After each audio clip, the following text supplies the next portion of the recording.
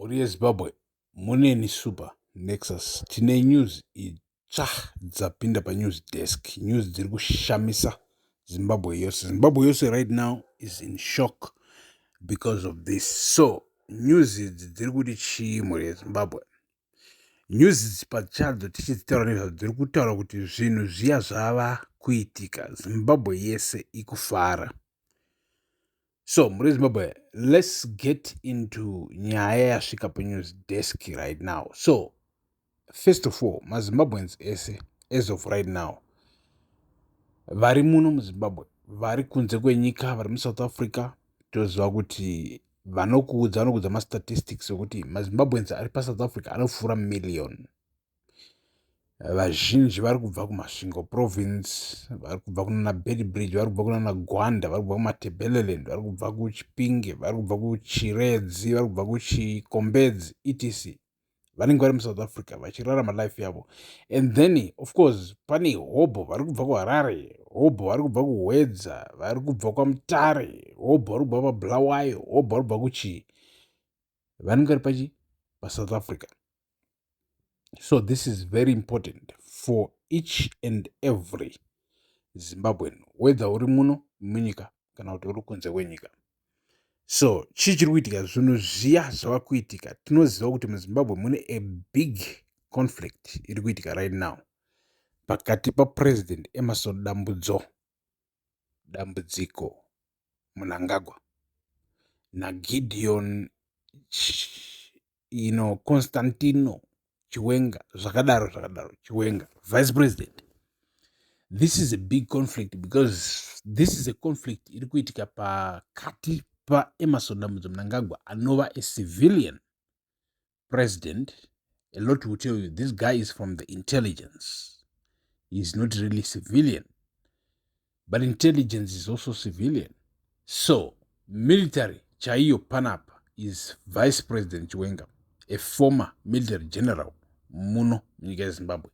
Vanga vari pamusoro at the top of the Zimbabwe Defense Forces, ZDF, and he had enough influence to remove Robert Mugabe anga atonga for 37 years. Vakambvisa muna 2017 tichibva tapinda muna 2018 kuchibva kwaitika mavotes.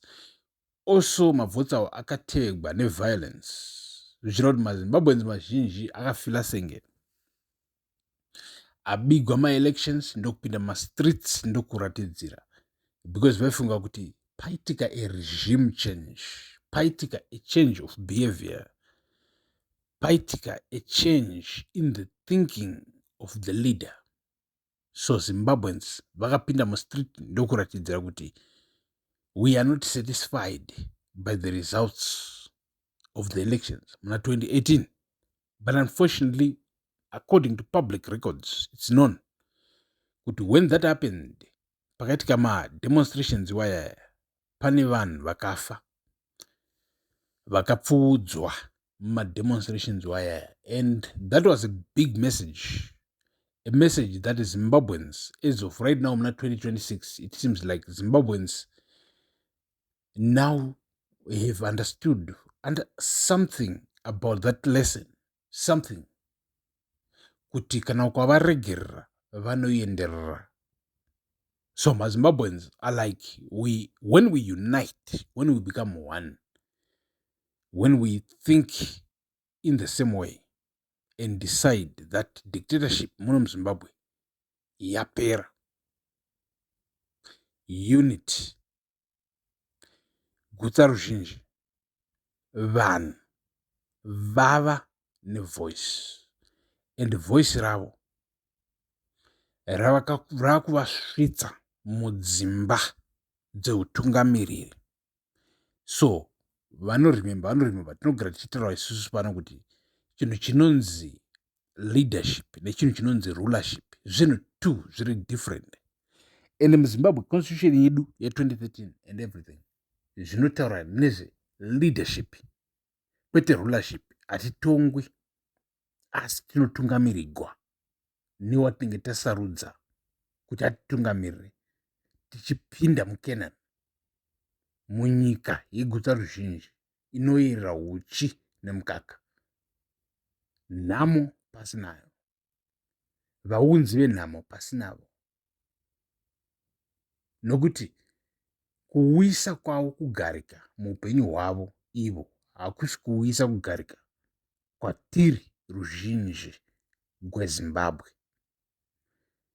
Ndosaka tichitsvaga mutungamiriri kusvika tamuwana, tichitesta vatungamiriri vakasiyana siyana kuti vatitungamirire munyika yeKenani, munyika yemaguta, munyika yeguta ruzhinji. So ndiri kuda kuti tiripo pano pamuzinda wevanhu neni Super Nexus. Garai muri panapa nekuti more news dziri kuuya, more fire iri kuuya. Rugare ngaruve nemi.